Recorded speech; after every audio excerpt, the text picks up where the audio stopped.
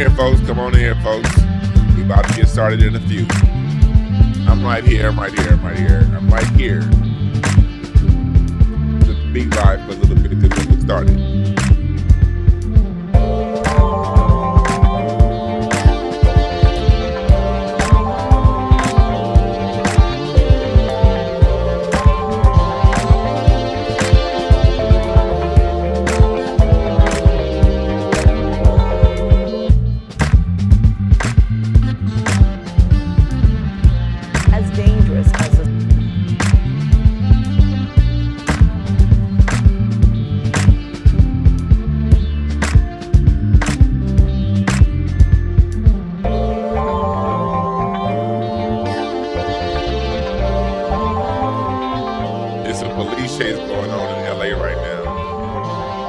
Trying to wait till this chase is over with, but not.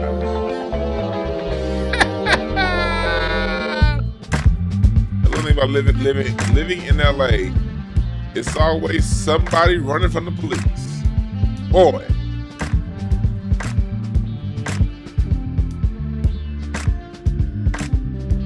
Hey, look, see, this is what I was doing. Always somebody running from the police here in this city.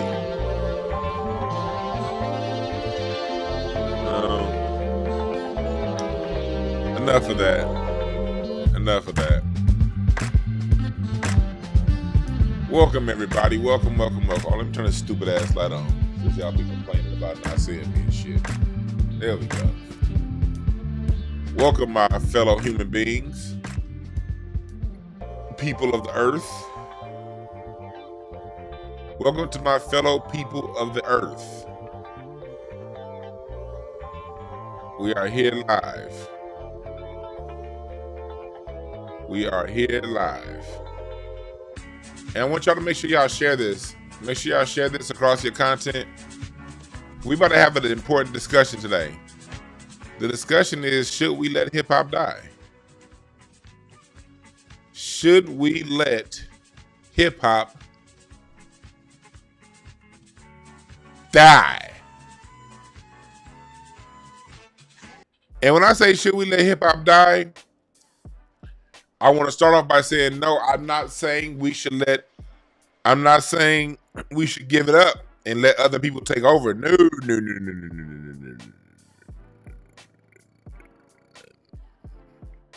I ain't talking about that. I ain't talking about should we let hip hop go to some other groups of people. No. Making it very clear. I ain't talking about that. But I am talking about some of the principles in hip hop. Some of the things that we picked up during this time in hip hop. And also the genre itself. I'm not saying that we should give it up, because we're always going to, I want it to always be a group of us playing our classical forms of music that we moved on to. But is it time that hip hop stopped running the yard? And I'm gonna go so far as to say yes. Yes, in some ways. No, in some other ways. So what I want to do is break this down and talk about it. And if we have time, I'm gonna take some of y'all calls. I haven't taken none of y'all calls in a while, so why don't you share, if y'all want to call in, be ready in about 30 minutes. I'll be ready for y'all to call in about 30 minutes, see what y'all have to say, all right? And then we're gonna get to it. And then later on tonight, I am doing another tribute to Frankie Beverly and Maze tonight on both X and on Mixcloud, Incense and Ashtrays. Also on my Patreon. Go sign up right now. My Patreon link is pinned to the top of this on YouTube. Go to my Patreon link and sign up, because even for all levels, even if you just get the free Patreon, for the live version of the live will be free for everybody on X, on Mixcloud, on Patreon. But the replay is only gonna be on Patreon. The replay. But for live, just go sign up to any one of my other social medias. non-YouTube, because like I said, YouTube, like we all know, YouTube don't like us playing the good music. So we have to follow the rules. But Elon Musk over on Twitter, he don't give a fuck. All right. So that's what we're gonna be doing, celebrating Frankie Beverly and Maze tonight. All right. But what's up, everybody? What's up, chat room? Got the Great Lakes up in here. That's what's up.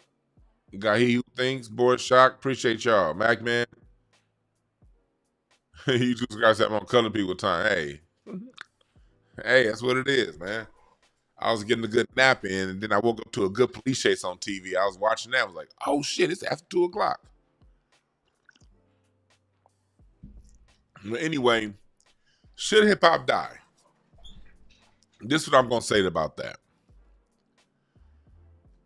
Black Americans, before we go any further, before we get any deeper into this, I want to start off by saying is we've let far more, I won't say far more, but we've let more genius elements and not elements, genres and form of music that we've done in the past, we've let it go. Black Americans letting go some music and moving on and pushing the envelope forward, evolving the sound, moving the sound forward. That's been our pattern for a long time. And it seems as if over the last 30 years, we've been stuck. It's like we've been stuck. You got to understand, hip hop came around, they say 1973. Well, funk was only 1967. It wasn't that much older than hip hop. And that, for the most part, as far as a pure form, I ain't talking about the music principles still live in music today. But if there's a pure form of music that we have bands, that for the most part died. Funk, Atomic Dog was the last great funk hit.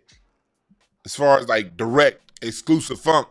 You know, funk still lived on through R&B and through mostly through hip hop. You know, we let disco go. Disco started the same year as hip hop, 1973. And we let that go. Now, again, disco continued to live through house music, through techno music, and through some hip hop also, and through a lot of your world beat and your world music, disco continued to live. But as far as a pure genre, we let it go. We let go Boogaloo. Boogaloo had a time in the 50s that it was really running the streets. We let that go. We let go swing. We've let that go. And all of these other forms of music, they also had a particular style of dress that was, you know, bebop had a certain style of dress that was different from swing. They all had their own lingo, their own slang that was slightly different. We've let hard rock go. Hard rock is our music. We've let that go. We've let a lot go. But for some reason, we're holding on a big level to hip hop. My question is why? Yeah, go-go. We've done a lot. We've let a lot go. And again, I want to be very clear what I mean by let go. I mean, let that go as our dominant form of music. I'm not saying give it to any other group of people. Hands off. And this also the message to you non-black people. Just because black folks are moving on to a new sound don't mean our old sound is yours. Latinos, when y'all talking about our oldies, or white people talking about hard rock, or people from across the globe in Europe talking about house. That's still our shit now. But just because somebody moves on, just because two parents move on and create another baby, don't mean the old babies ain't theirs either. So I'm making this very clear. Just because you make a new baby or you have grandkids, just because you have grandkids or great grandkids, it don't mean your kids aren't yours anymore. It don't mean the other grandkids aren't yours anymore. It's still ours. It just means you moved on and created a new child, a new thing to cultivate, raise, and develop, and mold and shape into something that's going to eventually be great. That's what I mean when I say let go. Making it very clear what I mean when I say that. Hell yeah, the Minneapolis sound was dope. I'm like, thought my wife was coming in here. Want to make sure she knew that I'm live. Clive, no jive. So that's what I mean. And here's what I mean by letting it go. And what do I want to hear? What do I want to let go as far as hip hop? Number one, the one thing I want to let go that hip hop has created within music is the fight, the arguing over nothing, the regional battles, arguments over when it started, what year. Oh, somebody's saying, no, 1973. It started in 1971. Whatever. It's still black music, whether it started in 67. Hell, hip hop, we've been rapping since we've always rapped. You can't go back and think and find the time in black American music where we didn't rap. We rapped in jazz. We rapped in salsa. We rapped in R&B. We rapped in all of our different. We've always rapped. But what they call now hip hop, hell, James Brown. We can say hip hop started in '66 if you want to, because that was James Brown. Because that's when you put it on the one. James Brown was one rapping.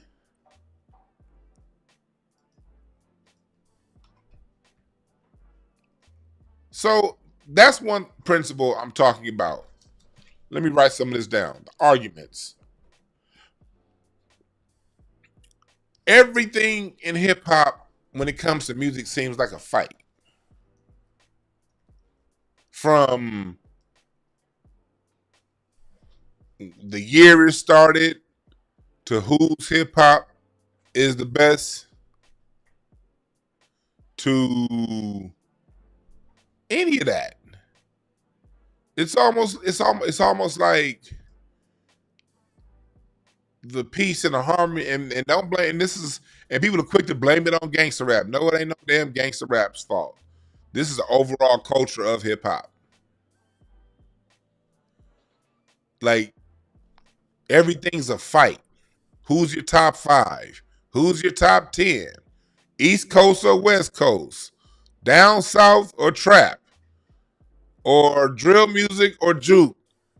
God damn, there's so much fighting in hip hop. One thing we can do less of as a people is argue. And music is something that you shouldn't be arguing about. Music is supposed to be a collaborative effort that brings different elements and different pieces together to form something that's beautiful. What are we fighting for?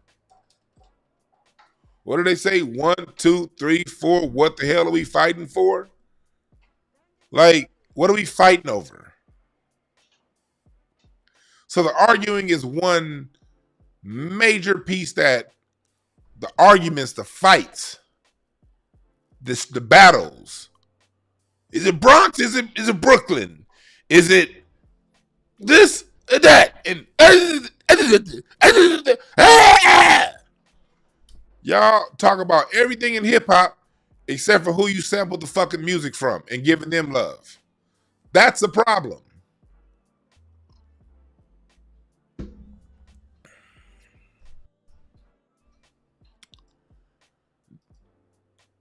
Another problem with hip hop is the lack of understanding of other forms of music. Someone just asked, why did jazz die? Jazz never died. As a matter of fact, Robert Glasper released a dope-ass jazz album last week. Kendrick Lamar, on his newest song that he released a couple days ago, dropped Terrace Martin's name. Terrace Martin just dropped a new album today. So jazz never died. And at the same time, jazz was never America's popular form of music. Jazz is America's classical music. It's never been America's pop music. Never. Well, there was a short stretch in the 40s, in the early 50s with swing. Swing in the late 40s and the early 50s got to be America's pop music. For about 4 or 5 years, swing got to the top. Outside of that short swing era, jazz has never, not even going back to Louis Armstrong, been the most popular form of music. Louis Armstrong didn't get his first number one until I See Babies Cry. I watch them grow. They'll never know. Something, something, something. And I think to myself, what a wonderful world. That was his first hit. That was in the 60s. Louis Armstrong started making hits in the 20s.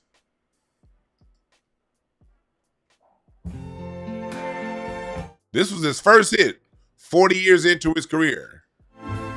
The bright, blessed day. And that was more rhythm and blues than it was jazz.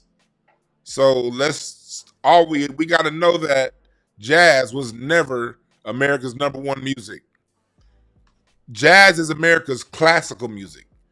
It's the music all other forms of music that comes after it feeds from. And you'll see that in my documentary, Is Bigger Than Hip Hop, when I have J-Mo and Kenneth Crouch and those guys playing. Jazz creates the chord structure movements that are later on going to be used by rhythm and blues, by rock and roll, by hip hop, by disco. A lot of that stuff, theoretically, when it comes to the deep science of music, a lot of that stuff was figured out in jazz, because jazz is an improvisational form where it has a structure but no structure at the same time. It's structured, but it's freestyled from there, and it's free, it's improv. And in that improvisation, new ideas are born. And out of those new ideas that are born out of jazz, they flow into R&B, they flow into rock, they flow into heavy metal, they flow into disco, they flow into house, they flow into hip hop, they flow into K-pop, they flow into everything else that we do. So always remember that jazz was never America's popular music, and it never will be, because it's an extremely sophisticated sound, and music, people generally going to go for the lowest common denominator. They're not going to go for the more sophisticated stuff. It's on us as a people, as black people, to get more into our jazz so we can use it to mellow our spirits out, mellow our souls out, mellow ourselves out, and then go back and listen to whatever else we listen to. That's jazz's role in our music, all right? So, and here's another thing that people that are arguing about what comes before what. Calm down. Stop arguing. Look, this is what hip hop does. Niggas is in the chat room arguing, and I'm just laying the foundation down. I haven't even gotten to where we're going. But that's what, again, when I teach in non-hip hop audiences, you know what they're doing? They're listening. When I teach in front of a hip hop audience, no, man, this and that, and that and this, and this and that, and that and that, and this and that, and this. Calm down. Shit. Listen. If you have something to say, people will be tuned into your channel and listening to you. Calm down. Just chill. And I love y'all. And that's with respect. I get it. That's with respect. This has all been learned behavior. From us. Let's chill for a moment, and let's pull back for a second, and we're talking about this holistically. All right, just chill. God damn, you got motherfuckers that ain't never sat down in the rehearsal and put together a song from scratch with 10 other musicians trying to tell me something about goddamn music. Calm your ass down. You probably put together beats thinking that's music. Chill. So, if you do listening to jazz, go to my Patreon. I have playlists up. I have some jazz playlists. Yeah. Okay, cool. Just got his email. Reggie has got your email. I'll send it to you when I'm done live. All right. So back to what we're talking about. So the argumentation is one thing that, as hip hop got more popular, that fight. That's something that we gotta let go. And under argument are these top 5 rankings. Like hip hop brought in these other elements of music that have nothing to do with music. Top 5. Why will we ever narrow our minds to choose a top 5? Let's think about this for a second, hip hop. Let's think about this. There are so many geniuses that have created that sound. Whether you're talking about Melly Mel, to Rakim, Nas, Kendrick Lamar, Ice Cube, Outkast, Chuck D, and Public Enemy. We can go down the line. Kanye, Pharrell. Which direction do you want to go? Common. Why would you ever narrow that much greatness down to 5 people? A top 5 is disrespectful just within itself. Because first off, top 5, you can listen to 5 songs within 20 minutes and still have 40 minutes to go within that hour. Why the fuck would you narrow your shit down to 5 people? Niggas act like a song, like one artist or a song is gonna last you 5 days to finish. This isn't a fucking Beethoven. I can see classical people saying top 5 because you can sit through a Tchaikovsky symphony for what? Hour and a half for one song. Shit, in classical, one song could be 45 minutes. So I'm like, okay, yeah, you might have your top 5 classical artists because who in the hell got 45 minutes per song? But in hip hop, the song is 3 to 5 minutes. You got 3 to 5 minutes until you reach the next song. Why are we arguing over who's your top 5? More than that, most people's top 5 don't even be people that they listen to regularly. People like, man, you gotta throw Eminem in your top 5. You ain't played a whole Eminem album top to bottom in 20 years. You'll hear an Eminem album, especially the last anything he's dropped post Dr. Dre. You'll hear that shit one time all the way through. Then after that, you might find a couple cuts that you replay. Then after that, you ain't playing shit else. But he's still in your top 5. But you may have a song, you might have a album from the Roots that you keep in rotation goddamn twice a month. You probably still play How I Got Over from the Roots 25 years later, and Black Thought won't be in your top 5 because you molding your top 5 to fit what other people think, and album sales and all these irrelevant things that have nothing to do with music, and you arguing about a whole top 5. That whole hip hop mindset, you think about it. How many times have you had a conversation talking about music, talking about a rapper, and then the next question somebody asks you, so what's the top 5? Yeah, I don't know. It depends on. I listen to 10 niggas on the way over here, and I like them all.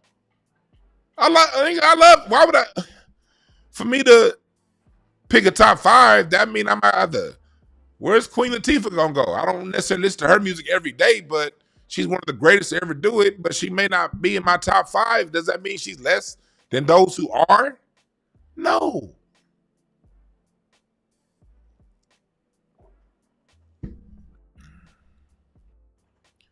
Hip hop love arguing over a top 5, just the stupidest shit ever.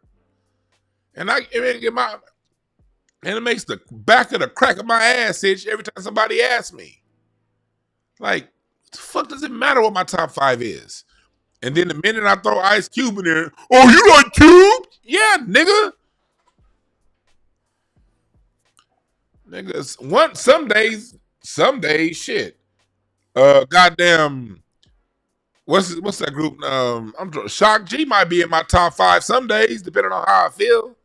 Scarface is gonna be on my top 3, depending on how I feel today. That top 5 argument is some shit that's exclusive to hip hop, and it's trash. It needs to go. The next thing that needs to go, regional beefing. Regional beefing. I was in a discussion the other day. We were talking about people mad that, people still mad that Kendrick Lamar got the Super Bowl performance over Lil Wayne. And I was talking to somebody who I respect mentally. I respect their mind. And we were talking about artistry, and I was talking about Kendrick Lamar, and how he has a wave right now that's going. It makes sense for a white one organization like the Super Bowl to pick him. They don't give a fuck about black culture or none of that. And then furthermore, also my man Reggie. Hey Reggie, I forgot to call you back, dog. Yeah, Tech Nine was like Reggie from Kansas City. So he a Tech Nine cat. You're right. Reggie, I meant to call you back about that Kendrick. I'm gonna probably call you when we done with this show.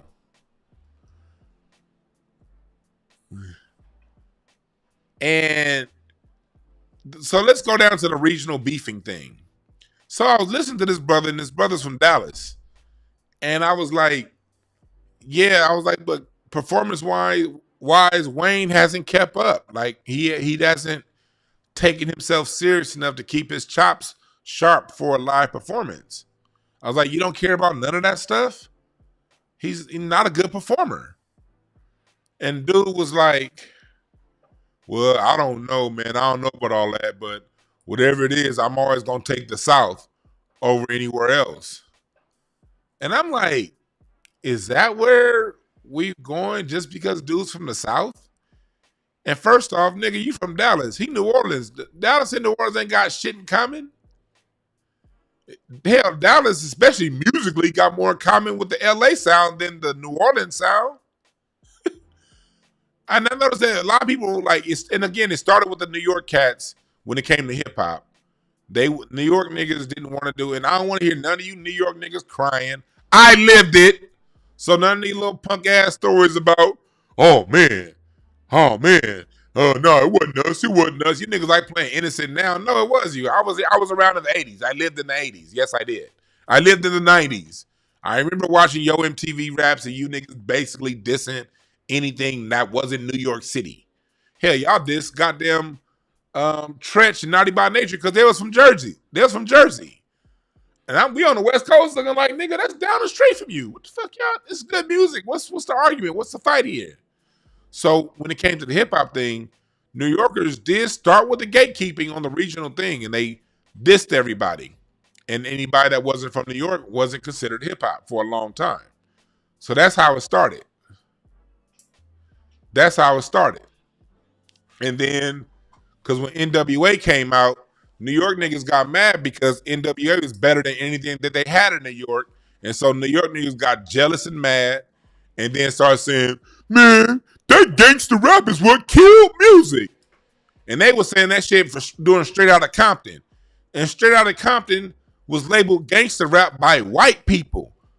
Ice Cube's lyrics was called message music at the time. And if you go back and listen to Straight Outta Compton, they're talking to you about what's going on in the world. They're not advocating anything. Go back and listen to Dope Man. The song Dope Man is talking about the dope man running up and down the street, going around selling drugs and shit. But it tells you at the end of the song, basically, you're gonna end up in jail, and that's if we don't kill your ass first for selling these drugs to our community. That's what the song Dope Man was talking about. That was message music. It's these lame brain ass New Yorkers and East Coast niggas that came around talking about some, oh no, man, that music was disruptive. No, nigga, we just wasn't gonna take the same bullshit you niggas took in New York. Y'all was cool with getting stopped and frisked and shit. We wasn't. So we made music that was resistant to the way the police was treating us. We weren't cool with police abuse. So musically, we made music that wouldn't have police abuse. I always say that, like, if you want to shut down a narrative, just go to the source. Go to the root.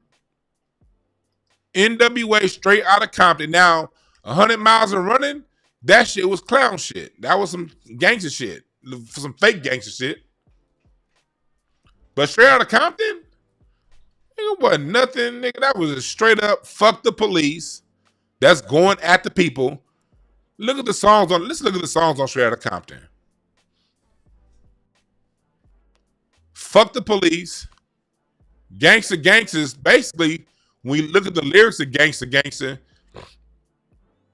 they're talking about the ills and the harms of being a gangster. Express yourself, telling you how to express yourself. I ain't the one. Talking. That's a 16-year-old Ice Cube telling a woman that I ain't the one you're gonna take yourself, get over on. Something to dance to. This is how message music started.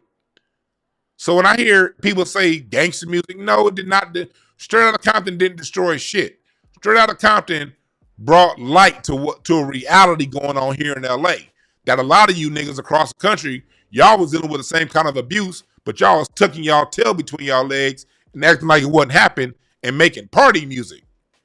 You getting your people getting fucked up by the police and you making party music.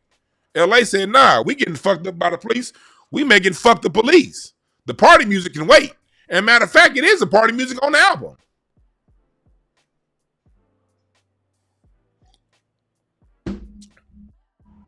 And then when it gets to songs like when NWA did go straight gangster on 100 miles and running, who won the back and forth?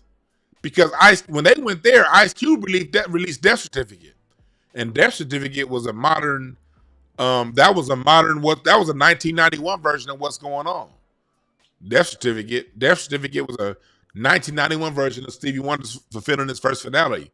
It was an album that was talking about the social conditions of the time. And in one song, No Vaseline, Ice Cube killed off all them niggas in NWA. When it came to the streets, message music beat gangster music.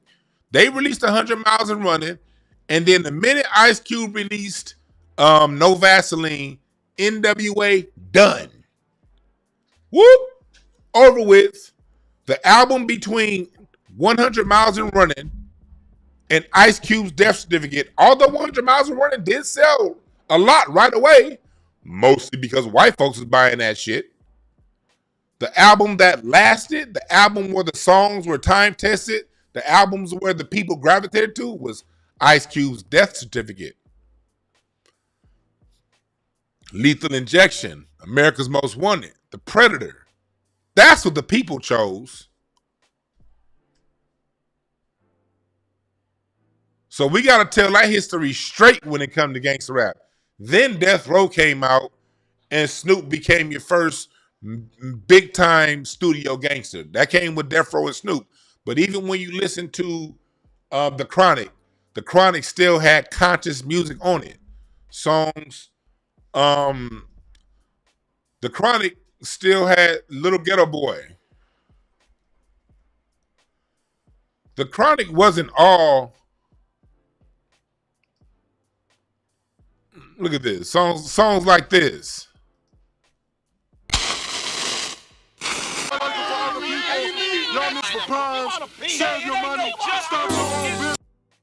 Listen to this message.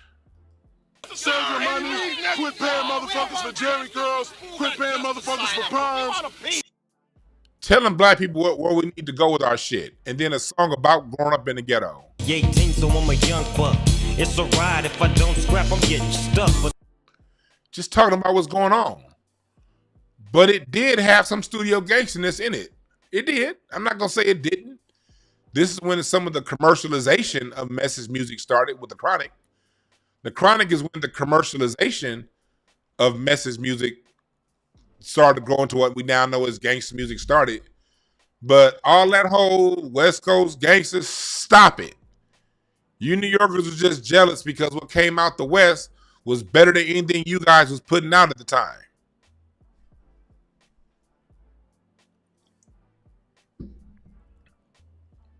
And the whole time, y'all was ignoring brothers and sisters from the South.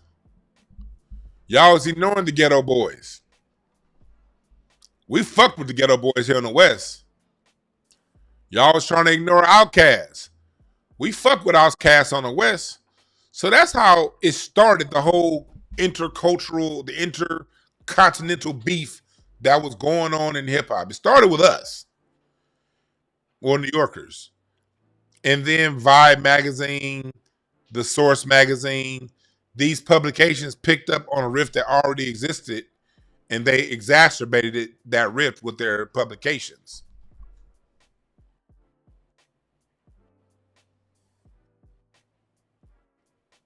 That's what happened. We got to be accurate about this history.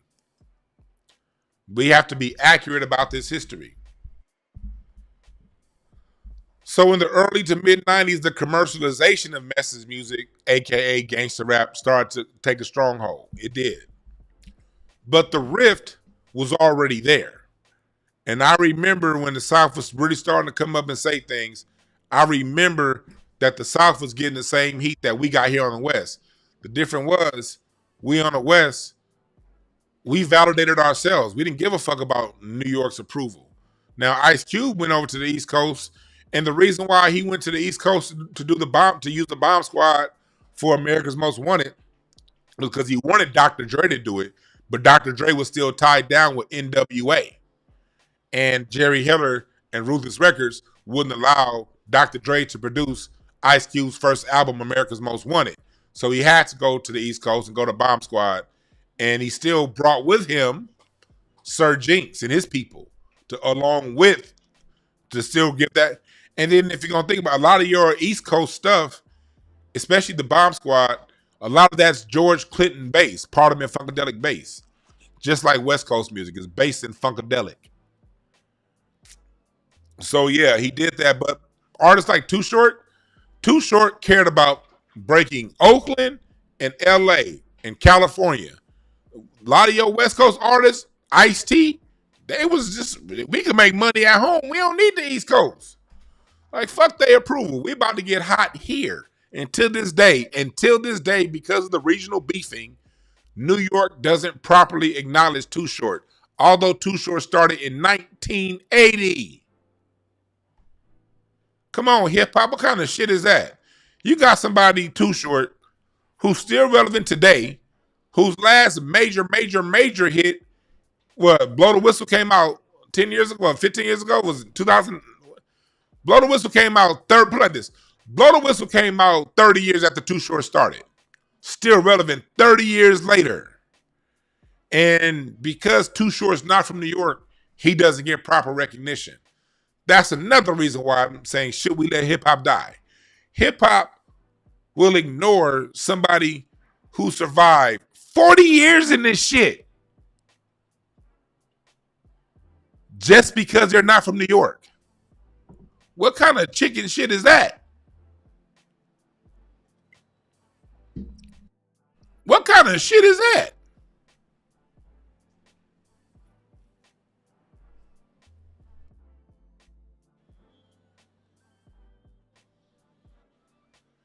Too Short's career, Biz Marti, Too Short's career is older than me. I got great chinny chin chin hairs. And Too Short been rapping on tape longer than I've been alive.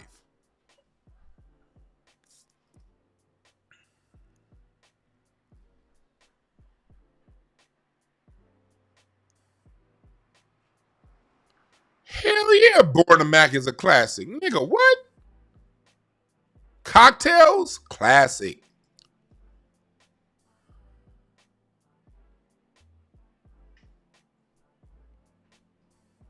So, and then here's another thing about, dope thing about Too Short. And another thing, I'm gonna need the South, quiet as kept. I'm gonna need the South to acknowledge Too Short. Because Too Short going to the South in the early 90s did a lot for the South. Too Short discovered Lil Jon. A lot of your Southern acts, when they were trying to get on, when Too Short went to Atlanta, when Too Short went to Atlanta in 94, 95, the first thing he did was start putting on local Atlanta acts. He didn't bring West Coast acts with him. He brought his people, but he brought Shorty B and all those guys for a little bit. But once he got to Atlanta, he started embracing Atlanta producers and started putting on Atlanta rappers. That's what the Cocktails album is. That's a lot of Atlanta into that. Too Short not only was an innovator out west, he helped to break Atlanta open. And so that's something that needs to be talked about more. Somebody said the Bay wasn't shit for a minute. No, your mama wasn't shit for a minute. The Bay's always been the shit. What the hell you mean? The Bay been the shit going back to the goddamn 50s. The Bay's always been hot musically. The thing with the Bay is they don't have one sound. After Too Short got on, then you get E40, then you get MC Hammer. The first pop record ever came out the Bay, MC Hammer. That was the first pop crossover, like mega hit. Can't touch this. Can't touch this. That came out the Bay, nigga. Master P learned his game on how to create No Limit records in the Bay. You can thank the Bay Area for No Limit and the New Orleans sound. The real New Orleans sound, not that Birdman bought off by white folks sound. Yeah, Mac Dre. You go down the list with the Bay, and this.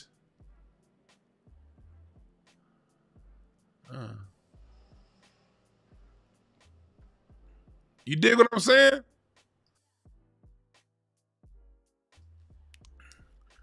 Atlanta did not put Too Short back on. Too Short was still at the top when he went to Atlanta.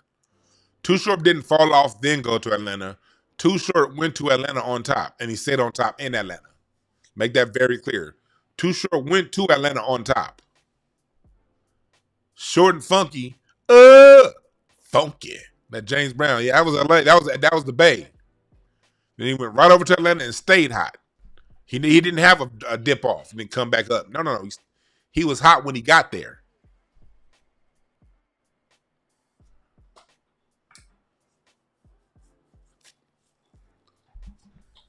So, number one, hip-hop that has dive hip-hop, the arguing. Number two, the top five. And then all of this kind of falls under the umbrella of argument. Top five. Number three, get rid of the regional beefing. Because quiet is kept, truth be told, the best of Black American music comes from a cross-pollination of sounds, of regions. That's where we get the best of our music. When our music is cross-pollinated with some West Coast, some South, some Midwest, and some East Coast. That's when our music's at its best. The blues really took off in Chicago because a lot of your blues musicians from the Delta, from the South, they moved up to the more chord-structured North. R&B didn't get its wings until it came to LA and its open-air sunshine. We value strings and horns out here. In the South, it wasn't as much string and horn arrangements in the blues. When the blues reached LA, it became the rhythm and blues because we had a little more rhythm to it. When it reached Detroit, when it reached Chicago, when it reached Philadelphia. Philadelphia has a long-standing history of chamber classical music created and produced by us. That's why if you listen to PHI, Philadelphia International, with Gamble and Huff, there's so much string arrangements out of Philadelphia because we could take that back to the 1700s, the string sound from Black Philadelphia. So when you get soulful South with northern string sophistication, that admixture is what we get what we know as top flight R&B. Maurice White from Earth and Fire was from Memphis, but he moved to Chicago at 18, and his brothers Fred White on drums and Verdine White on bass were from Chicago. And then they moved to LA and gotten this beautiful open air sound, which LA always expands the music. LA music is very colorful. It's very rich. It's very vibrant. It's lush. And so when he got to LA, that opened the sound of Earth, Wind and Fire. But along the way, because Al McKay, the guitarist, is from LA, he's from Watts, they picked up Philip Bailey from Denver and Larry Dunn. Larry Dunn is really the nucleus and the sound of Earth, Wind and Fire. And Philip Bailey's the voice. Larry Dunn and Philip Bailey came from Denver.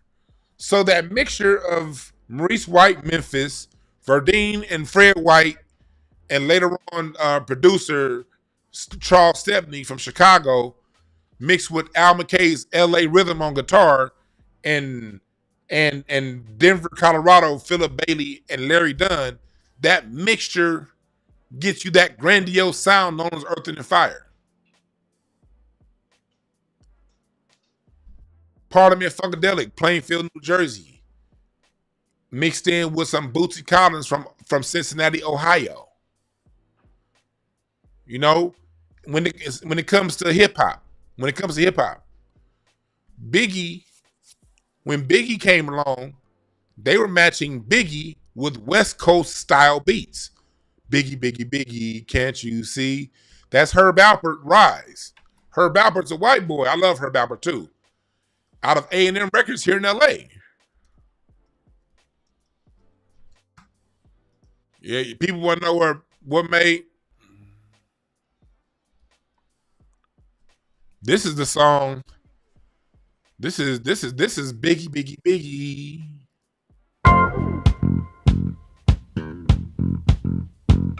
It's Herb Alpert. So why? That's the LA sound. It's the LA sound that really took Biggie Smalls off and blew him up. It's the cross-pollination of sounds that really makes great music. Very, very, very little music is all exclusively one region. Very little. Most of it, a producer is from somewhere else. One of the producers, one of the writers are from somewhere else, because music is a collaborative effort. So it's usually when there's only one through line when it comes to music, whether you're from Chicago, the South, LA, New York, wherever it is, there's only one consistency, and that consistency is Black American. 4 grandparents on the soil, sometimes 2 grandparents on the soil, but usually 4. That's the consistent bone. A cross-pollination of Black Americans with 4 grandparents from the soil getting together to create music, whether they're from Chicago, LA, Detroit, or wherever. That's the consistent thing in our music. So when people go around talking about oh man, I don't like that because it's from the West Coast. Well, shit, most of your goddamn favorite rappers' production comes from the West Coast.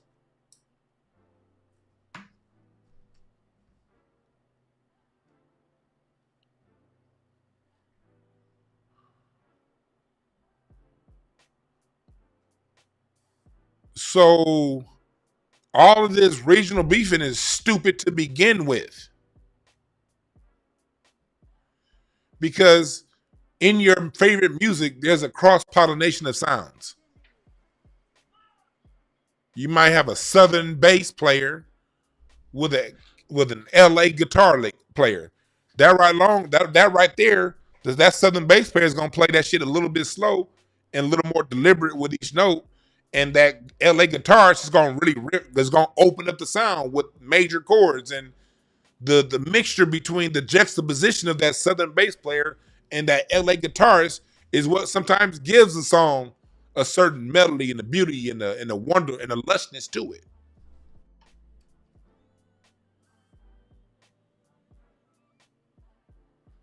Somebody said, what about BB King? First off, happy birthday, BB King.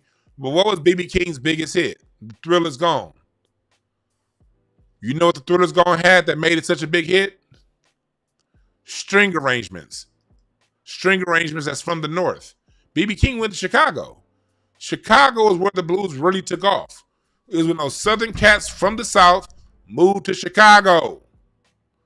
And then from Chicago, they started going other places, and the music started to get other elements in it.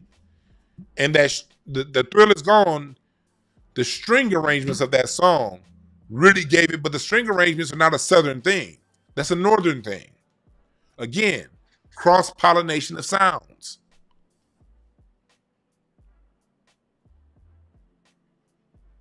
There's only one consistency, and that's Black American. That's it. Everything else is going to have a little bit of this and a little bit of that. And I had to say that going back to one of my homeboys from the South, and I don't want to make it seem like I was talking shit about the South or demeaning the South and lowering the South in any kind of way. But music directly out of the South, it never really pushed the sound forward. It didn't. Southern music didn't really do a whole lot around the world. It just did a lot in the South because of it. It was when Southern music got influenced by the new areas it moved to that you get rhythm and blues. Rhythm and blues could not have been created exclusively in the South. Neither could have, especially not disco. Disco's an LA sound and a Philadelphia sound. These funk, even though James Brown is from South Carolina, his original funk musicians, he went to Ohio to get those young cats, Bootsy, Catfish, and his brothers, really push the funk sound forward. James Brown went to Ohio for those musicians.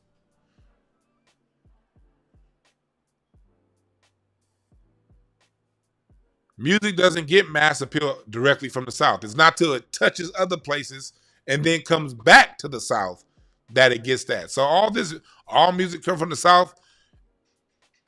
I love my Southerners, but y'all need to calm down. It doesn't. A lot of music also comes from Philadelphia. Philadelphia, this is another thing. You had niggas say the South. Well, the South is Memphis, is Dallas, is New Orleans. That's a big ass area that 60% of Black Americans that live in America live. Philadelphia is just one city. Like, calm down. Calm down. Philadelphia, we can go back to Francis. Look, you know how long Philadelphia been pumping out great music?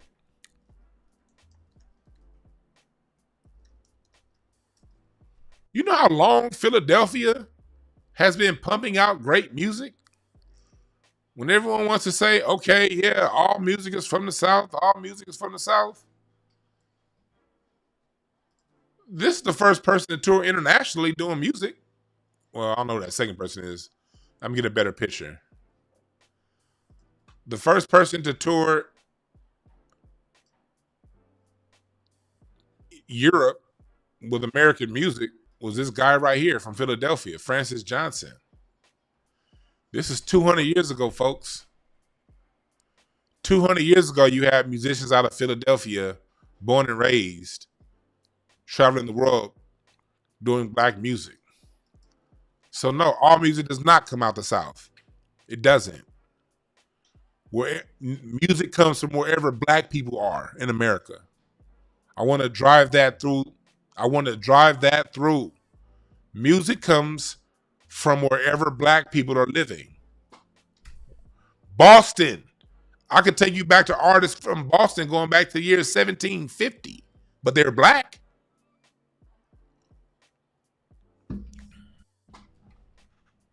Black is the only consistent bone in any of this, not region.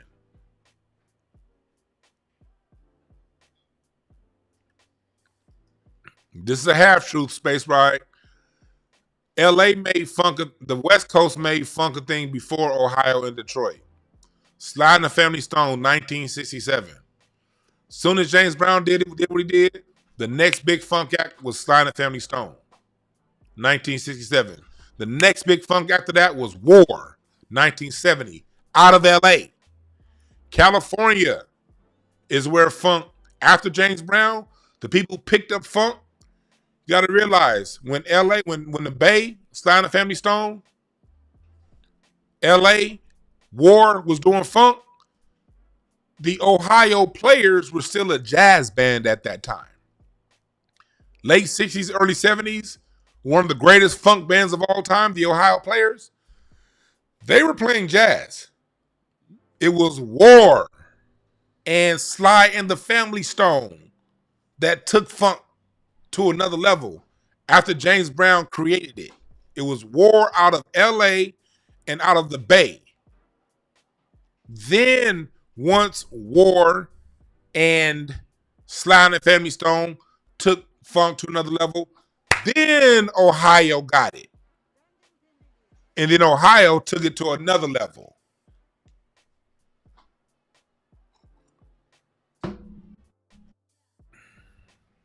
The only consistency is Black America. The Barcades, they all died in that plane crash with, all except for one, died in that plane crash with Otis Redding. And they were doing more 60s music. When the Barcades got to the 70s, and I love the Barcades, one of my favorite bands of all, I love the Barcades. But the issue with the Barcades, the reason why the Barcades never got the same love as other acts from the 70s was they were more of a copycat band. The Barcades didn't innovate anything new. But they sounded great. If you had a hit last month, they'll create a song that sounds just like that and it sounds really good. Example, Midnight Star does the Midas Touch, and then the Barcades comes after that with No Parking on the Dance Floor. But the Midnight Star were the ones that really innovated that sound. The Midas Touch, touch, touch, touch, touch, touch, touch. Basically, No Parking on the Dance Floor by the Barcades is a reverse engineering of the Midas Touch. You got the Midas touch. Bing. Everything I touch turn to gold. Turn to gold. Oh, baby. You got the Midas touch. Bing. What the hell just happened?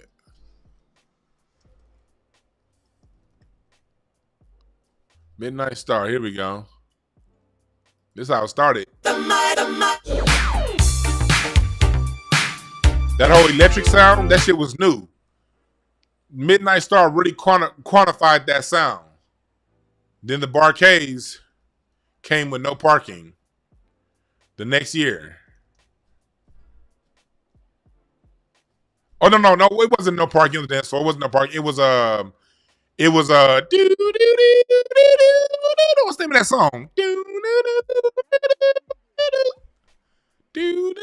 What's the name of that song? I got it in my head. It's not No Parking on the Dance Floor. It's which one was that? I'm drawing a goddamn blank. Where is it? Come on. What's the name of that? Freak Show. Yeah, Freak. That's what it is. Freak Show. Freak Show. Freak Show. That's what it was. I kept saying No Parking on the Dance Floor. Freak Show. No Parking on the Dance Floor was them. It was Freak Show. That was Midnight Star. No Parking on the Dance Floor.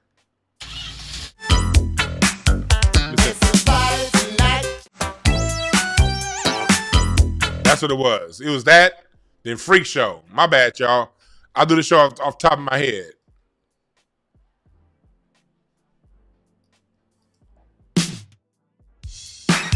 Hear the similarities? That's why the Barcades didn't get the exact respect other bands got. They were always coming in right behind somebody else doing a good song. But in those days, going back to why should we let hip hop die? Back in those days, before hip hop, we valued originality more. We value you can't sound like the other group. And groups like the Barcades, groups like Kool and the Gang, who made music that sounded like other people's, they did not get ranked as highly as the Isley Brothers, who were original, the Commodores, who were original, Earth and Fire, who was original, Parliament Funkadelic, Confunction, Tower of Power. These are original bands. You did if you sounded like somebody else, even sounded like them, you automatically got knocked down a few more pegs. But when it comes to hip hop, especially hip hop post 2000, you can sound like anybody and be a top hit.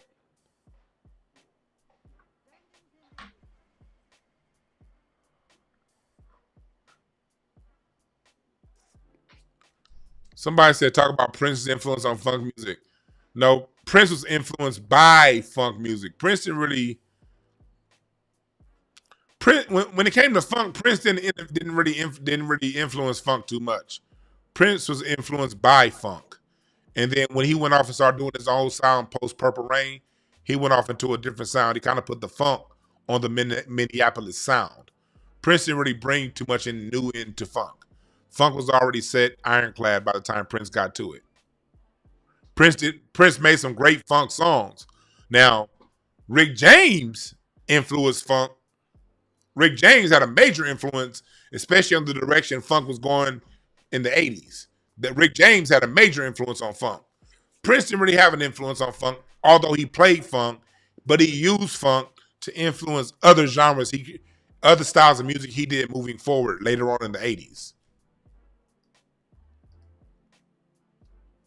Yeah, the Meters out in New Orleans. Yeah, the Meters were they were out there. The Meters were out there too.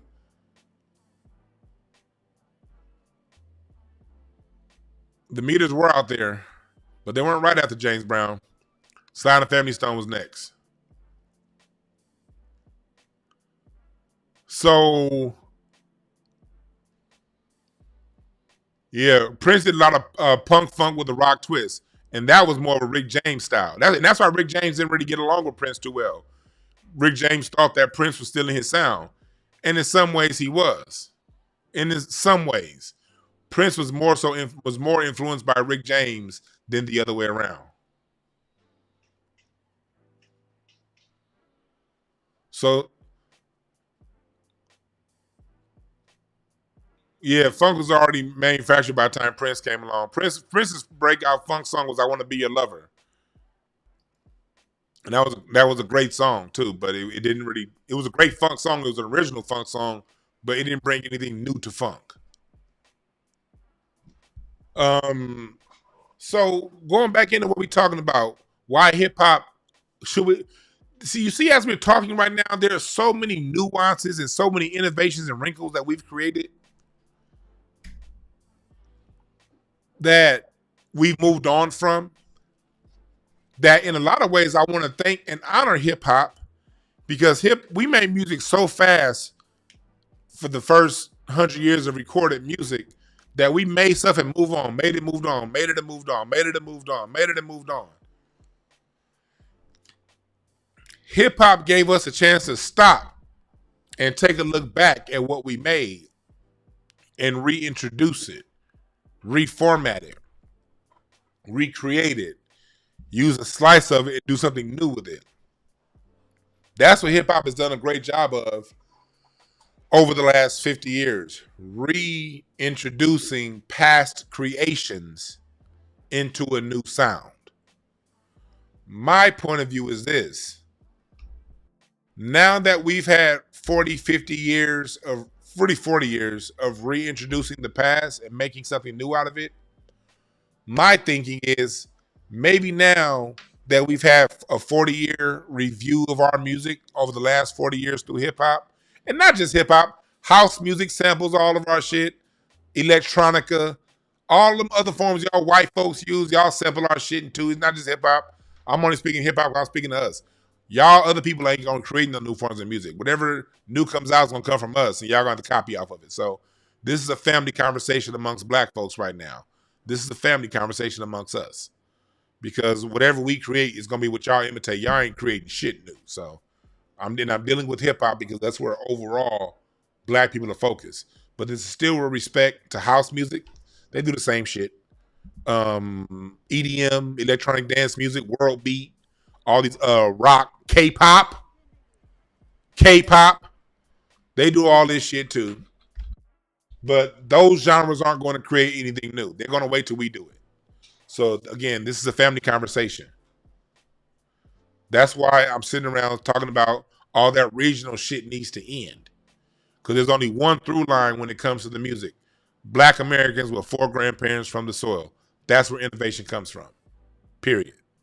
Black Americans with 4 grandparents born in the United States. That's where the innovation comes from. Always. Sometimes 2 black grandparents born, but one set of your grandparents was born here. That's the only consistent through line. And until black people unite on that, other groups are going to still be able to come through and infiltrate our sound.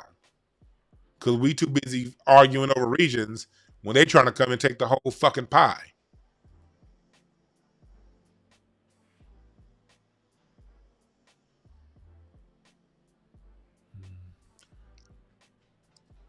When they try to take the whole goddamn pie. I know what year the meters were formed. What hit did the meters have that went across the nation to influence funk?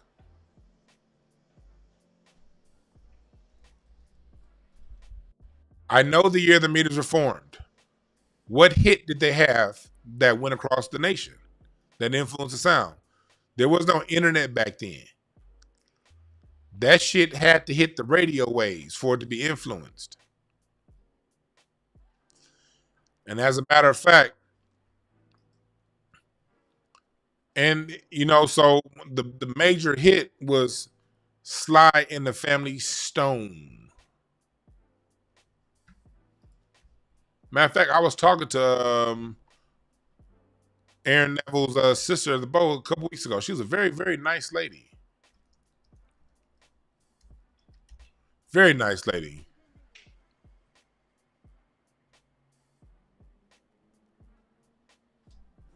And anyway, the Meters' first big hit was it's either gonna be Sissy Strut, and that came out in '68, or it's gonna be Searching, that came out in '69.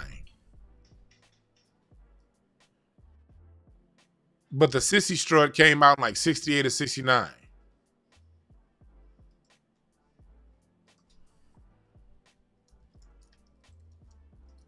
All right? We're not here to argue.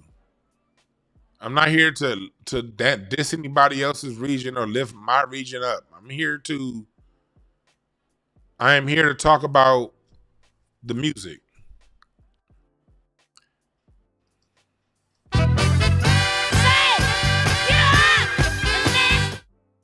That was early '68. That was before the Meters. Sly and the Family Stone, Dance to the Music. And then also Higher.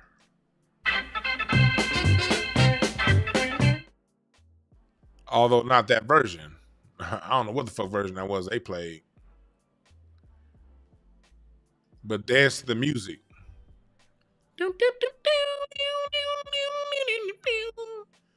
That shit went across the world.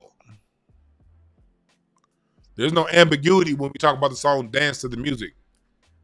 None.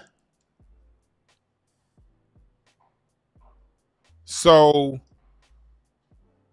this is what I mean about all of these, about this cross-pollination of sounds, and why regional beefing is stupid.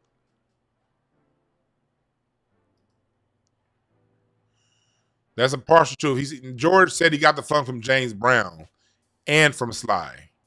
All right, brother? George got the funk from James Brown and from Sly. As a matter of fact, more so James Brown, because he actually took James Brown's musicians. Bootsy brought the funk to George. Bootsy and Catfish Collins. Yeah, but Sly and Joe, and that's how it goes. I'm not talking about this somebody. Hell, the legendary Bobby Rush had a song called Chicken Heads that was funk. It came out in '69. But it didn't go as far as Dance to the Music did by Sly and the Family Stone. Okay?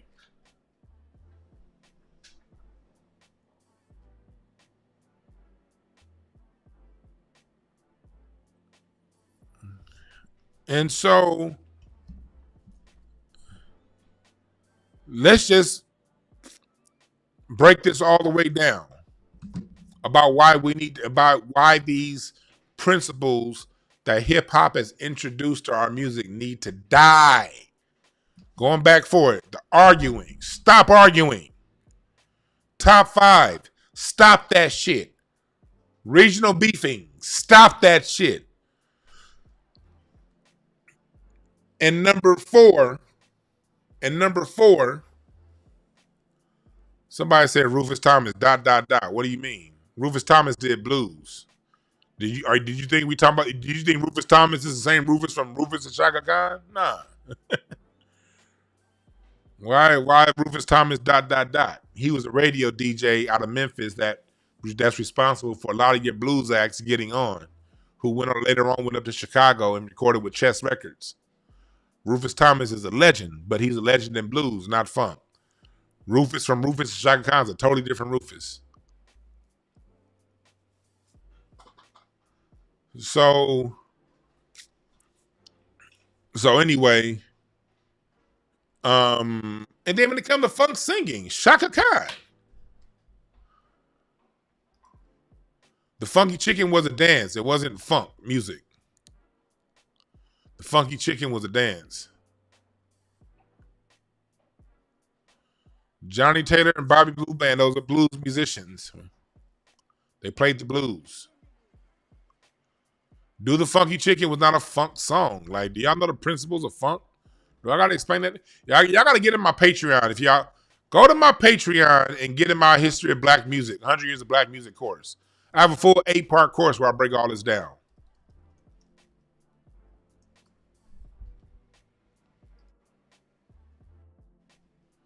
I have a full 8-part course.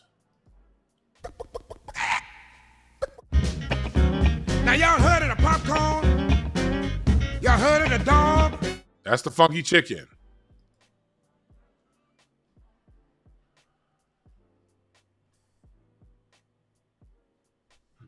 That's the Funky Chicken right there. That was Stax.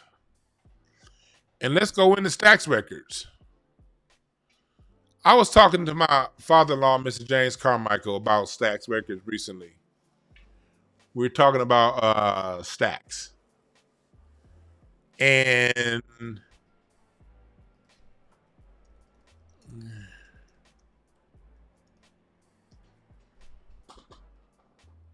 Stax Records was the counterweight to Motown. And mind you, the song of Funky Chickens, again, 1969. Funk was already moving by then. Stax was the counterweight to Motown.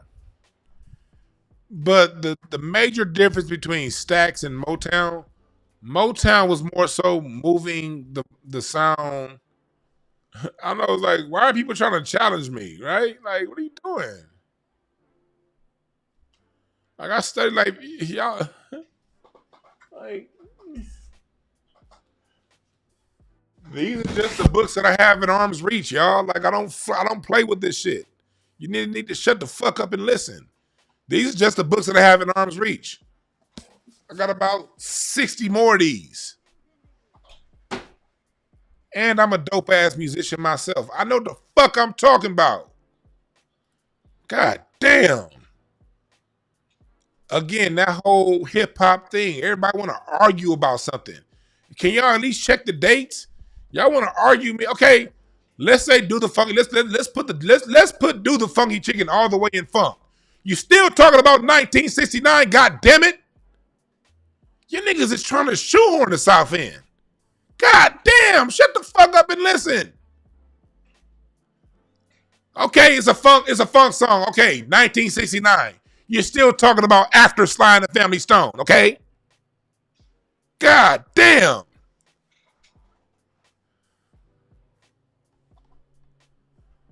What are y'all doing? What the fuck are you arguing with?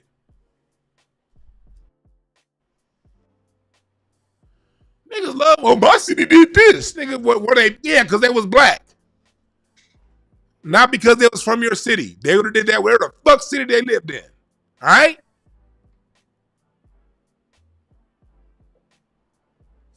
What the fuck is going on here? I'm in bizarre world right now. I got niggas trying to argue with me about songs that came after the timeline that I clearly established. 1 comes before 2. 2 comes before 3. 3 comes before 4. 4 comes before 5. 5 comes before 6. 7 comes before 8. 8 comes before 9. Sly and the Family Stone, 67, 68. All the shit y'all talking about, 69 and 70. Add it up, nigga. God damn.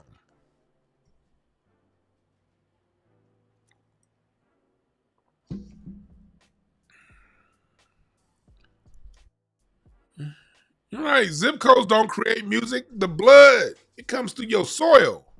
It comes through your blood, nigga. It comes through spirit.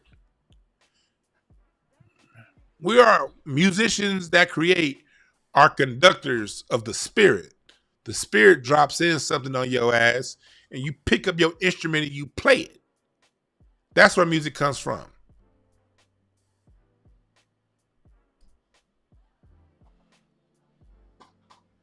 Yeah, I thought everybody knew that. It goes James Brown, then to Sly and the Family Stone. Like, what are we talking about here? What are we talking about here?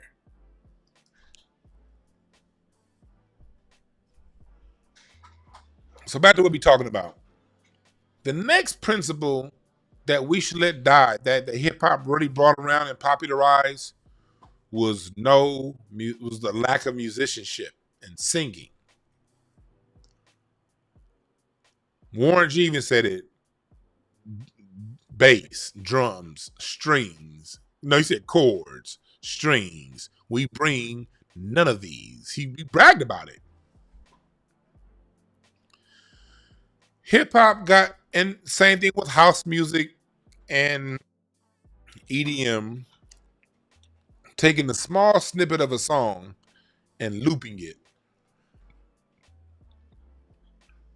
over and over and over again. You know what that does when you take a bit of genius and loop it? It boxes you in. This is repetitive. And I think this is why hip hop motherfuckers argue so much. These sampled loops over and over and over and over and over and over and over and over and over and over and over again. It narrows your modality of thinking. Music is something that is supposed to be mind expanding. And I'm not here to say there isn't a place for looping. I'm not here to say that, because there is a place for that. But with hip hop popularizing it, it's now gone into rhythm and blues. It's now gone into rock. It's now gone into other pieces of our music. And we know, like, hip hop took out the bridge. It took out intros, outros, coda, vamps. All of these ingredients that make a song special. Key changes, chord changes, modulations up and down. These are all things, ingredients in a song that, as a casual listener, you may not notice is going on, but it does have an effect on your mood and on your spirit. Now you listen to this new, and this new R&B, it's not real R&B. I call it hip hop and beat because it's a hip hop format.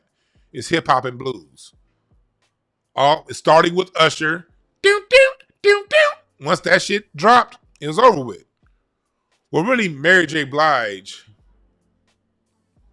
Real Love. Mary J. Blige, Real Love opened the door for this 2-bar loop style of rhythm and blues. Like the whole song is just one rhythm.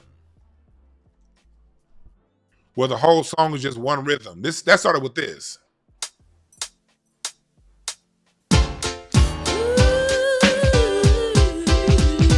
It started with that. Before that, see how I just counted off 1, 2, 3, 4. It really tightened the strings of rhythm and blues. Whereas a rhythm and blues song before, it would do something like this. This is how rhythm and blues, when we were doing it, before it had that influence on it, before they came and destroyed our sound. It had intros like this.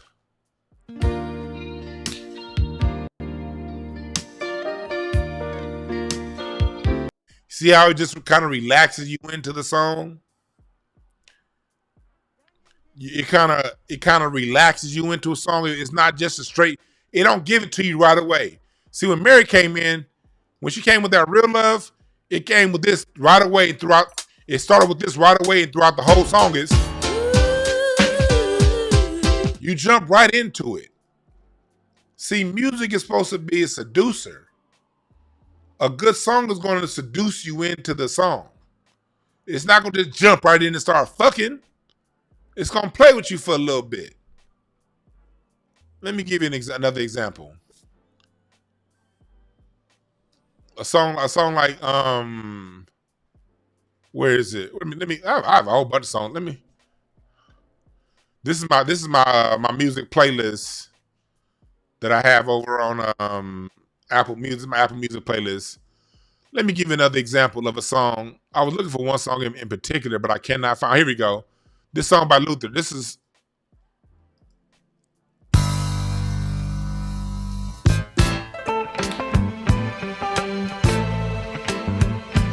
See, we used to ease you into a song. We used to, rhythm and blues at its core nature seduces you into it.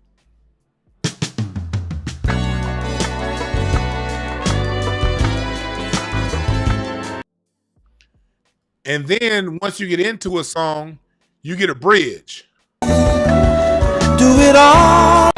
Let me explore all your treasures. You see how it just kind of eases you into it? It kind of just eases you into it, and it's smooth. Live with me. Listen to the difference in texture between that and big difference. Then you get into this. Peace up, A-Town down. Yeah. Just harsh. Just harsh. Our music wasn't that harsh before. It was someone that I can love. You see how it devolved from the 70s to the 90s? You see that? You hear it? Do you feel the difference in texture? The difference in presentation?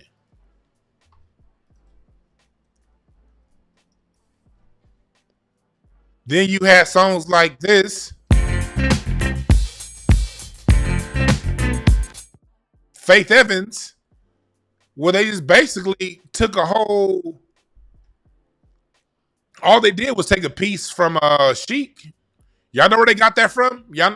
A whole song, no bridge, no vamp, no intro, just right into it. It started with this. This is how it started. It started with this.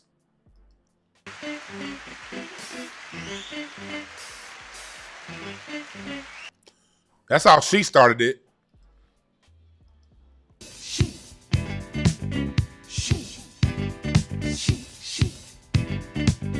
That was supposed to be just a part of a song, not the whole song. When we did our music before the hip hop influence, they took what was meant to be just a part of a song and made it a whole song. Like in the real version, you got this Bernard Edwards bass solo.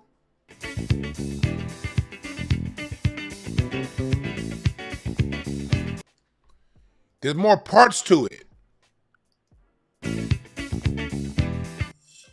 It wasn't never meant to just be the whole song. So when you get that heavy hip hop influence on our music, you take away those elements and pieces that expand the spirit, that grow the spirit, that grow the mind. You take away the tenderness of a song. When you have real musicians putting this together and you're doing these different pieces, A song now has time to breathe and it flows. The tempo isn't quite quantized and perfect. And these elements were in all of our music up until the electronic age. Whether you're talking about hip hop, disco, boogaloo, rhythm and blues, southern blues, delta blues, Kansas City blues, bebop, ragtime, go down the line. When we're making our music with live instrumentation and these parts, it did something to the song that gave us more of an expanded feel, an expanded look, an expanded energy. That once it got to hip hop, now all the other music we had got into this two loop box. And it's my point of view that it's taken away a lot of the love and a lot of the tenderness we've had as a community by removing those elements out of our music and making it just a 2-bar loop with somebody rapping.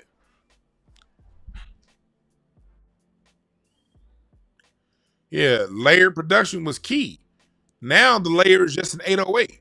The 808 is taking away all the layers. Producers no longer have to add strings, horns, and these other moving parts to layer a song to fill in that space. They just dump an 808 on it now, which is a dissonant chord that affects your nervous system.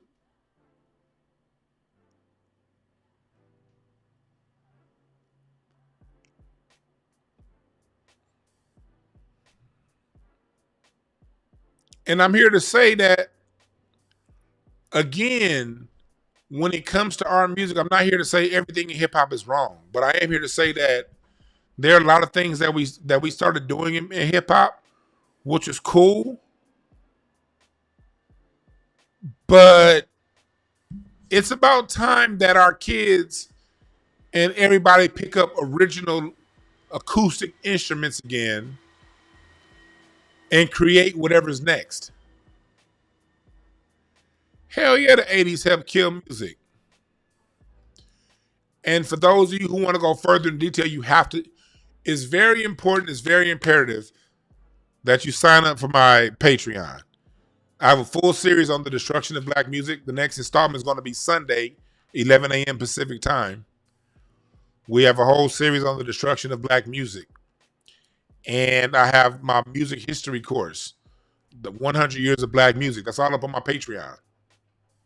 Y'all got to go back and watch that stuff. I break all that stuff down into fine, minute detail using the music too. Because I can put a whole song over there on Patreon. I can't do it here on YouTube. So for more in-depth detail about the history and the basis and the genesis of our music, you got to follow me on Patreon. Only because I can't do it here on YouTube, other than these 5-second clips that I still run the risk of demonetization over.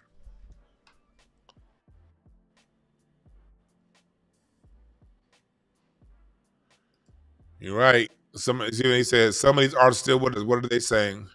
You're right about that. Barry White did warn us against what's happening with these fake sounds. That's a good comment, Stephen Lee, over on Twitter. He says that's been something I've been saying for a long time. A lot of these artists from the 70s are still alive. Because you got to understand, they were teenagers and in their early 20s when they were making this music. Philip Bailey from Earth and Fire is still alive. Verdine White still alive. Bootsy Collins still alive. We just lost Frankie. George Clinton is still alive. George Clinton is still alive, y'all. We still share the planet with George Clinton. Godfather of not only funk, but also punk and also heavy metal. That's George Clinton. He's still alive. What are we doing to honor these people? The Mizell brothers are still alive. Steve Arrington is still alive. Charlie Wilson still alive. Shaka Khan still alive. Stevie Wonder still alive. Herbie Hancock still alive.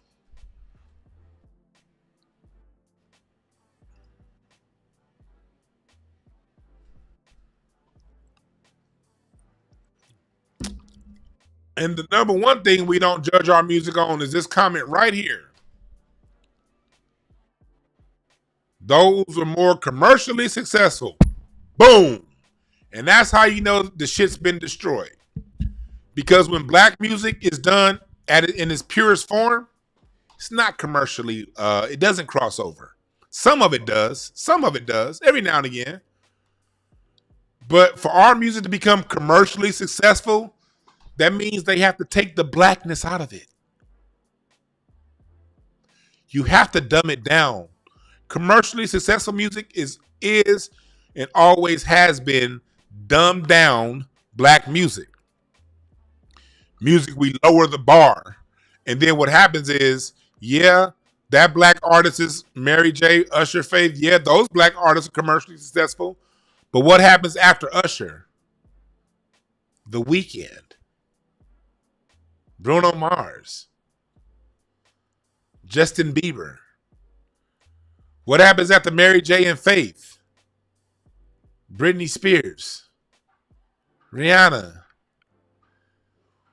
You see what happens when we lower the bar? It opens up space for others to now come in. And the minute they find the non-black American to do our music and it goes number one, guess what? No more signing black American acts. So of course it goes commercially successful. But commercially successful is generally the death knell of black music.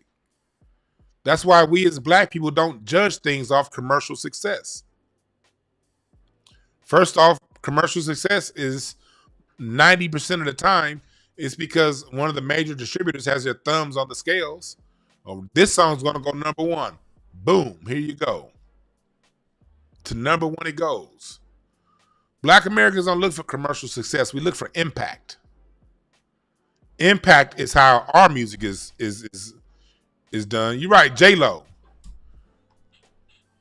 When we come out with the non-singing music, they come out with J-Lo. And the white act or the non-black act is always going to outsell the black act once the music is evolved and lowered enough for them to catch it. The Elvis effect, exactly. Black people, we don't brag about what song went number one and all that. When I go visit my father-in-law, I walk past platinum records to go kick it with him all the time. This 30 million sold, 40 million sold with Lionel Richie, 10 million sold, 50 million sold. It's platinum records, all Grammys and platinum records all through that house. The music that I love the most is that Atlantic Star.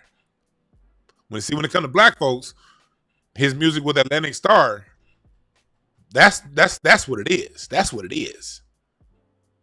Lionel Richie, that was good for us, but we like the Commodores. Jackson 5 stuff.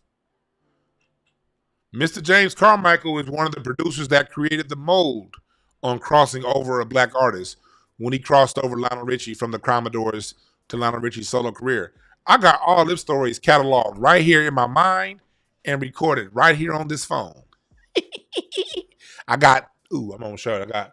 I got thousands of hours, not just on this phone, I've emailed myself, but I got thousands of hours of my father-in-law talking about how they crossed over Lionel Richie from the Commodores to Motown and the formula they used to do it. It's a formula that's still being used today for Sam Smith, and all these other artists. He created the mold, and I got the stories. That's another reason why you niggas should never argue with me. You're right. We still have Roy Ayers. Hell yeah. We still got Leon Silvers. Hey, we still got Frida Payne. Hey, I'm glad y'all said that real quick.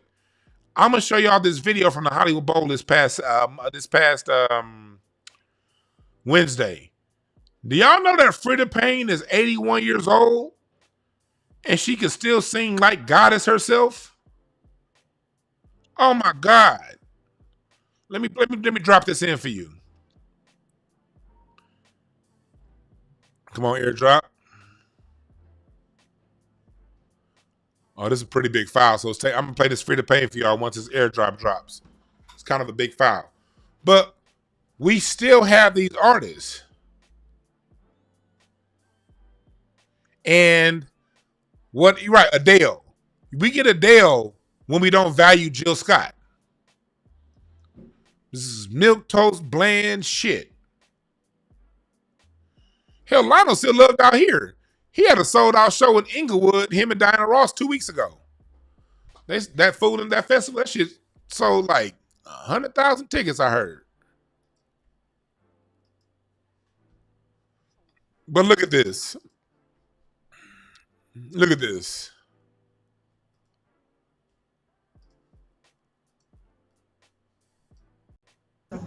This is free to pay.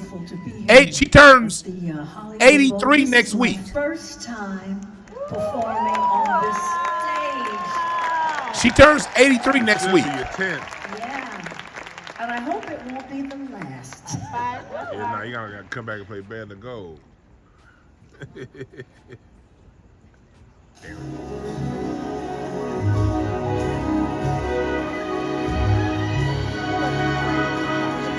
She turns 83 next week, y'all. The concert was over at Carnegie Hall. The maestro took bow after bow. He said, my dear friends, I have given my all. Let me get to where she's really ripping it up. This is when she gets into it. What have you up your sleeve? Why don't you spring it? And if you can't spring it, you'll simply have to drop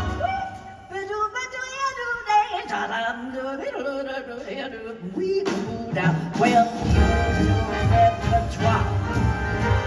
And at the final bar, we greeted you with that is 82-year-old Frida Payne. And while you got niggas over here arguing over a top 5, we got legends like this still living.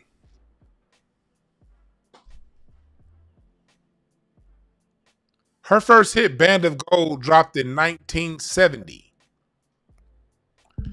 1970 is when Band of Gold dropped. And she's still singing like this.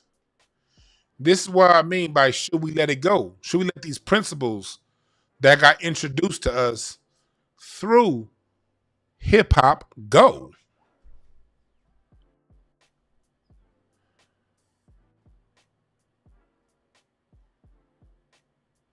She's singing like that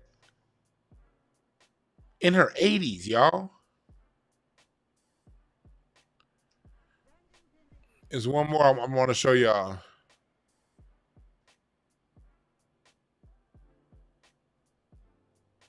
Or should I just email this myself? AirDrop is tripping right now. I'm gonna let me see if I can just send it. Let me cancel that out. I'm about to send y'all another video I want to show y'all from that time. Was it here? Yeah. There we go. Because we as black people, we have so much to be proud of. We've created so much. We've done so much. And we get these little small peon brain top 5 arguments. This was a surprise for me. Ben Vereen sang. A man knows a moment. Y'all remember Ben Vereen? He played Webster's daddy and he also played the Fresh Prince's daddy in an episode when the Fresh Prince finally met his dad. Remember, it was Ben Vereen. Well, this is Ben Vereen singing. One wonderful moment when fate takes his hand. And this is my moment, my once in a lifetime. Christian McBride on bass. New and exciting life. For this is my moment. I feel like a giant. I soar like an eagle, as though I had wings. For this is my moment. My destiny calls me. And though it may be once in a lifetime, I'm gonna do great things.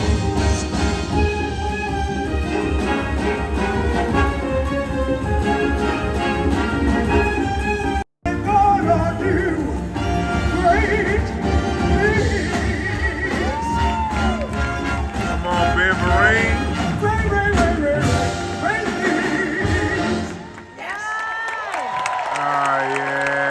See,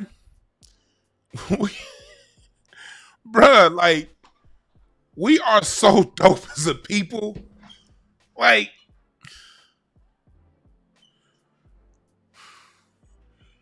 we be acting like we ain't gonna have nothing else. We got so much. We're so culturally rich.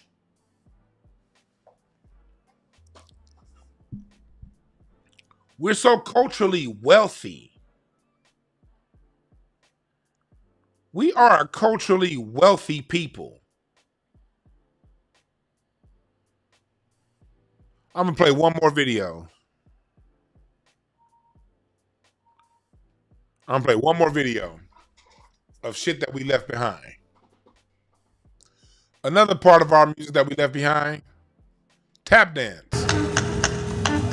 Savion Glover was there tap dancing. And tap dancing has a negative connotation now because of the oppression we've gone through with it. But tap dancing is our Black Americans is one of our communication tools.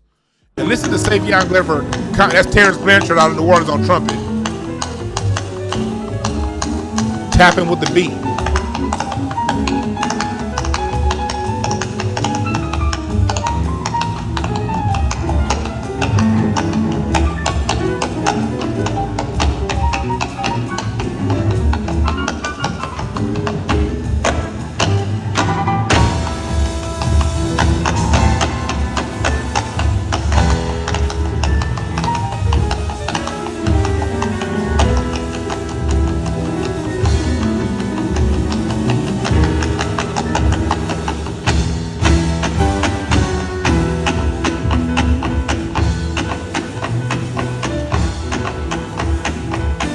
One of our ancient communication tools. The whole industry of vaudeville plays. Vaudeville is what America used to entertain itself through the late 1800s into the early 1900s. Vaudeville was America's #1 form of entertainment, and that was all born out of Black American tap dancing.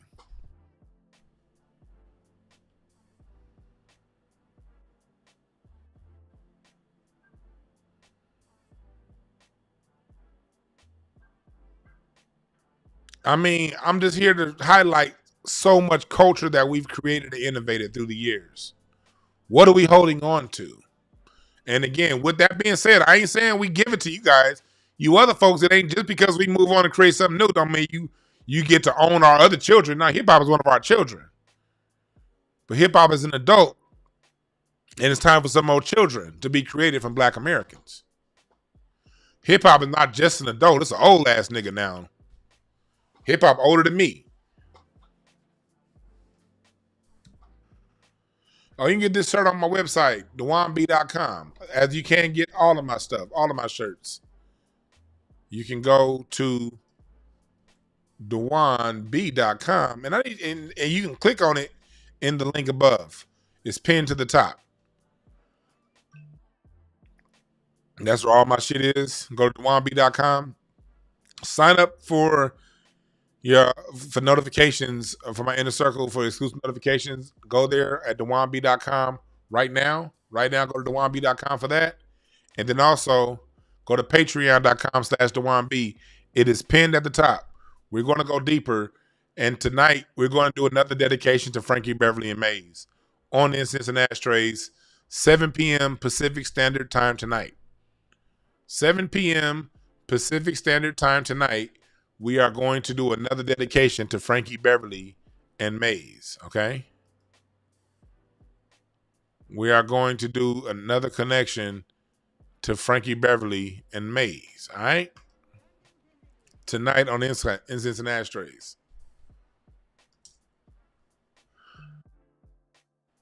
But it's time for our music to evolve.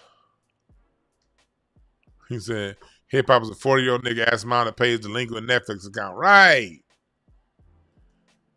All of this looping a beat, it's time to expand and grow again. It's time to grow again as a people musically. It's time to grow again.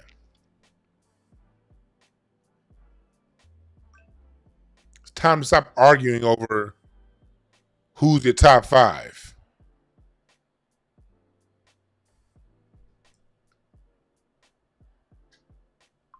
Stop arguing over which region the song came from. It's Black American, nigga. Shut up.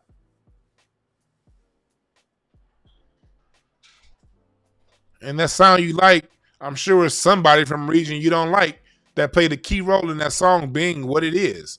Whether it be the writer or the producer or the ghostwriter in face some of your favorite rappers.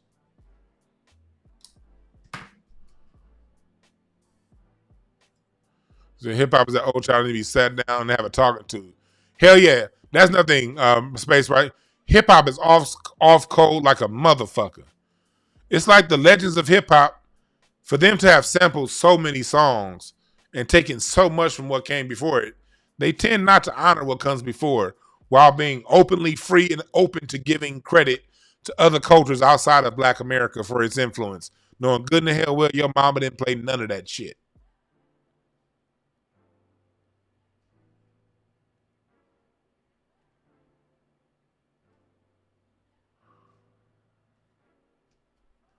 Brother Love, you gonna be there tonight on Mixcloud? I know you're gonna be on Mixcloud. Y'all gotta join even though we're gonna be on Twitter and everything and on Patreon, y'all gotta join the Mixcloud family. Y'all gotta join the Mixcloud family for the music streams. Join the Mixcloud family. Yeah. All right.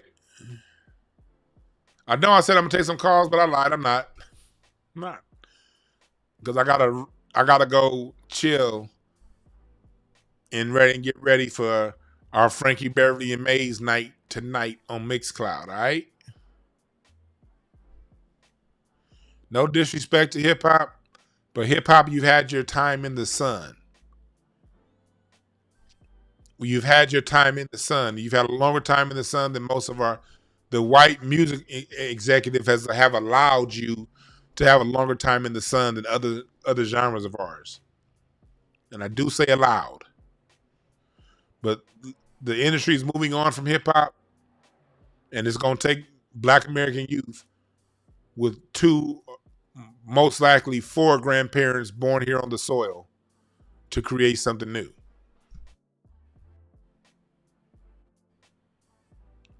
It's time to move on and move up.